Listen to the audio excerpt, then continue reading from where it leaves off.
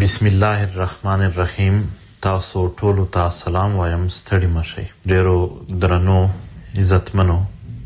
او راته ګران پښتنو، خدای دې وکړي تاسو په خیر شوئ. یو با احساسه انسان دپاره، یو با احساسه پښتون افغان دپاره په داسې حالات لکه د اوس چې دي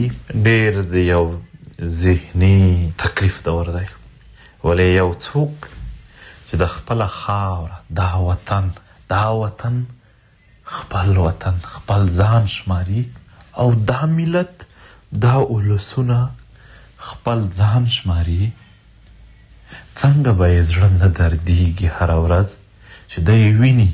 چې ګلالي ماشومان د 2 کالو، د یو کال، د 3 کالو هغه ماشومان چې لا یې ژبې نه دي زده کړي، هغه په وینو کې سره په بارودو په بمونو ویشتلي شوي دي. یو څوک چې احساس لري دا ملت او دا خاوره خپل ځان شماري، څنګه به زړه نه دردیږي چې تنکي ځوانان چې عمرونه یې اوس 13 14 کاله 15 کاله وي، چې هغه مور پلار نور ورته خوشحالیږي چې اوس را لوی شو او اوس به دی زموږ خدمت کوي، چې مور پلار او خویندې او نور کور دا هیلې اوس شروع کړي، په هغې وخت کې په هغې عمر کې دته داسې لاشونه، داسې جسدونه راوړي په بمونو ویشتلي چې د کتلو نه وي. څنګه په غربت کې، په سختیو، په قرضونو، په مزدوریو کې خپل ماشومان پښتانه را لویوي او پنجابی بادار یې لکه یعنی میږي هم لږ انسان خپاسنې خوا دې خوا کې چیزي چې نشي مړه، یعنی تر میږي هم تر حشراتو، تر څارویو، تر مرغیو، تر د دنیا هر یو شی، یو لرګی هم هسې څوک نه ماتوي، تر هغې هم وړیا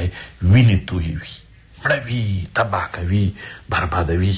او خواران، غریبان، بې وسه په دغې حال کې پښتانه هغه پلار، هغه مور، هغه کورنۍ یو شی کولی شي، نور یې د وسه هېڅ نه وي. یا خو سترګو باندې یو څادر ونڅي، یا یې مور سر ورته وتړي څادر، ښه وژاړي. دا وینې او دا اوښکې په تسلسل کې سره تویېږي. یو څوک چې دا ملت خپل ملت شماري، یو څوک چې دا خاوره خپله خاوره شماري، ځان یې شماري، دا ولسونه خپل ځان شماري، څنګه به بیا وکولی شي چې هغه د دې نه علاوه په بل څه خبره وکړي. هغه ډېر وبښئ د ټیک ټاکونو، فیسبوکونو ډرامې او مسخرې او ټوکې او ګډاګانې ګوري. څنګه به بیا وکولی شي چې څوک دا احساس لري چې دا زما ملت او خاوره ده، هیڅ کله هم نه، هیڅ یو جواز هم نه. هغه دروغجنې جوازونه چې بیا هغه خراب دی، بیا دغه خراب دی، نه راځئ دا تحریک نن هم قربانۍ ورکوي. البته منم په دې کې مشکل وخت کې، په دغو سختو حالاتو کې چې هرې خواته پښتون افغان په وینو سور دی، په داسې حالاتو کې زه سوچ کوم چې که موږ دلته 3 ډوله خلک اوسېږو په دې وطن کې، یو بې حسه خلک دي، یو 2 مخي خلک دي، او یو بې وسه خلک دي. یو هغه دي چې هیڅ حساسیت نه لري د خپل ملت او د خپل خاورې په هکله، چې وایي ګورې لوی غږېدل به هم دوی کوي، په کام کې به هغه اورېدل او لیدل هم دا ډېر وي، او د دغې ملت او د دغه خاورې د دردونو، د تکلیفونو هغه وحشتونه چې په دوی تېرېږي، هغې په حواله سره به دوی هیڅ حساسیت نه وي. یو هغه خلک دي چې هیڅ نه لري، بیخي بې حسه دي، او یو هغه خلک دي چې 2 مخي دي، یعنی مخامخ په خبرو تر حده د پښتنو ځان خیرخوا ښکاره کوي، خو په عمل کې چې کله هم پنجاب ته د دفاع ضرورت شي، پنجابي بازار ته، دا یې په تر ټولو اول صف کې د پنجابي بازار سره ولاړ وي. دوی په خبرو کې درته ځان ډېر غټ پښتون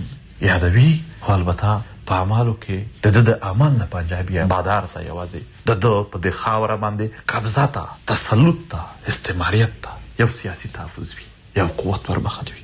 او دریم هغه څوک دي چې هغه بې وسه خلک دي، دغې خاورې او د دغې وطن د دغې ولسونو سره بې انتها مینه لري، سخت یې زړه دردېږي، ژاړي په سختو حالاتو کې، په ځان نه ژاړي، په ملت ژاړي، شپې تېروي، وس نه لري، بې وسه دي ورته. او د بې وسۍ هم سبب دا دی چې خپل ملت هغه شان، هغه طرز ولاړ نه دی، او که وهم درېږي دا مبارزه دومره په اسانه کېږي نه چې په 1 کال یا په نیم کې دغه هر څه پوره شي. دا د 1 پېړۍ نه زیات وختونو د تسلط او په دې خاوره د استعماریت اوږد داستان دی چې په یوه ورځ نه بلکې په یو مسلسل هر وخت لګیا هڅو باندې کوششونو باندې د دې وطن نه لرې کېدلی شي. البته هغه به بېوسه وي خو نه خپله خواري خپل مهنت خپل ننګ په خپله خاوره د خپل وطن د خپلو ولسونو خبره مبارزه او د دغې دپاره ژوند تېرول خوارې کول دا نه دي پرېښي. د پی ټي ایم ملګري نن هم لا درکه دي. ولې ته څه وایې د ځان ژوند ځنې ورک و؟ نه دا د ځان خبره نه وه، دا د ذاتي مفاداتو خبره نه وه، دا د ملت خبره ده. هر یو ملګری چې ورک شي اندازه درته نه کېږي هغو سره څه کېږي، کوم ډول سزاګانې ورکېږي. هغه سزاګانې چې که د فرعون د دور هم په هغه پسې کتابونه وګورې هغه ډول سزاګانې به فرعون چاته نه وي ورکړي لکه دوی ته چې همدغه پنجابی بدر ورکوي. او بیا تاسو پوهېږئ په حس د یو ملګري د یو بااحساسه انسان زما دپاره زما د نورو ملګرو دپاره څومره سخته وي چې خپل ملګري داسې ویني او صبر کوي چې د خپل ملت په خاطر ثابت قدم پاتې شو، د خپل وطن هغه هدف ترلاسه کړو. ولې زموږ ټولې قربانۍ دی هم د یو هدف دپاره داسې نه دي. که د ذات خبره وایي څوک وایي خپل پلانکی ملګری راخلاص نه کو بیا به هغه دغه ځکه که زموږ د خپلو ملګرو تحفظ د خپلو ملګرو راخلاصول یوازینی هدف وایي دومره آسان دي چې 15 منټه به نه ولګي. خو هدف دا و چې موږ دغه قربانۍ یا زموږ ملګرو ته تحریک ته ټول پی ټي ایم ته چې مشکلات راتلل یو هدف ته ځان رسول دی په خاطر دی هدف ته چې ورسېږو دا ملت دا ولسونه دا خاوره دا به په نړۍ کې یو نام وي. دوی ژوند به خپلی وي، دوی به خپلواکه وي. غوړې څڼې به په خپل وطن کې ګرځي په خاطر د ملت، په خاطر د ولسونو، په خاطر د دغه مظلوم محکوم او مستمر شوي وطن. خو دا مبارزه روانه ده، لګیا ده، اوس هم کېږي. نړۍ په هر ځای کې چې څوک د تحریک ملګری دی هغه خپله خبره خپل دریځ خپل عمل درولی نه دي. که یو اړخ ته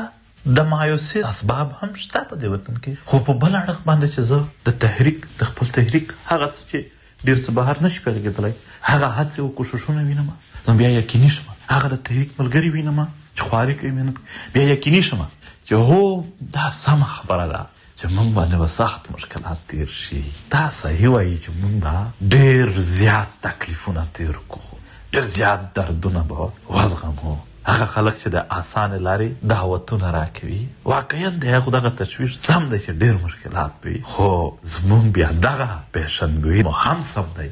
چې موږ به خپل هدف ته هم رسو او هغه هدف د دغې ملت او د دغې خاورې خپلواکي او د زورواکۍ او د بلواکۍ نه ایستل دي. هغه ته چې وره دا خاوره د ولسونه به بیا خپل سم شي، دوی ریدم د ژوند به برابر شي، خپل تاریخ او خپله خبره دا به هر شی پاخه شي. په اوسني وختونو کې نه یوازې دا چې په لر وطن کې په کوزه پښتونخوا کې پنجابی بادار چې خلک یې په دنیا کې د پاکستان په نامه پېژني هغه پښتانه افغانان وژني، بلکې اوس یې نوې لړۍ پیل کړې ده چې په بر وطن کې هغه عام ولسونه ماشومان ښځې سپینګیري دا ووژني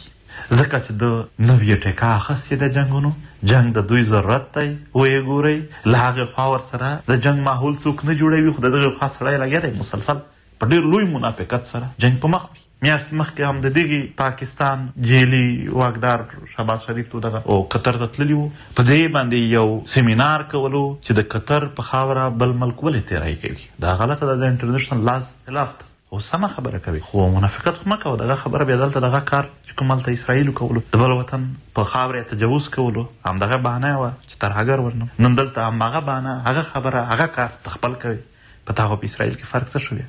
ماشومان وژني، ښځې وژني او دعوا کوي چې ترهګري ختمو. د ښځو د ماشومانو وژل د ترهګري ختمول چېرته دي؟ دا خو پخپله ترهګري ده. خو البته جنګ د دوی ضرورت دی. پاکستان ټول عمر جنګي کاروبارونه کړي دي، بل څه روزګار نه لري، بل څه پراډکټ نه لري. همدغه یو شی دی چې دوی کاروبار پې کوي. یو ځل یې چین ته لاره ورکوله، بیا چې د مغربي قوتونو نه شوله خوښه هغو ورته وویل چې دا شی ختمول دي، نو جنګ کې د چین سره کولی نه شو. اوس راځي خامخه ماحول نوي ورته جوړ، خدای جنګ جوړوي، د جنګ ماحول جوړوي چې یو جنګ جوړ شي. چې جنګ جوړ شو نو سپیک به هم بند شي، د مغربي قوتونو نه به هم په دې باندې ښې ډالرې وګټي. البته دلته به مسلسل بمبار او د پښتنو وژنو ته به د ترهګرو د وژنو نام ورکوي، او د چین نه به هم په دې باندې پیسې خلي چې وګوره زه خو ستا لپاره لګوي. او دا به ډېر په شیطانت او په مکاري سره کوي چې لکه څنګه چې مخکې لوبې کولې دلته به یو شکل و په حقیقت کې، او دنیا ته به بل زه ښودل هماغه شان بیا وکړي. زه بیا هم وایم دې ځل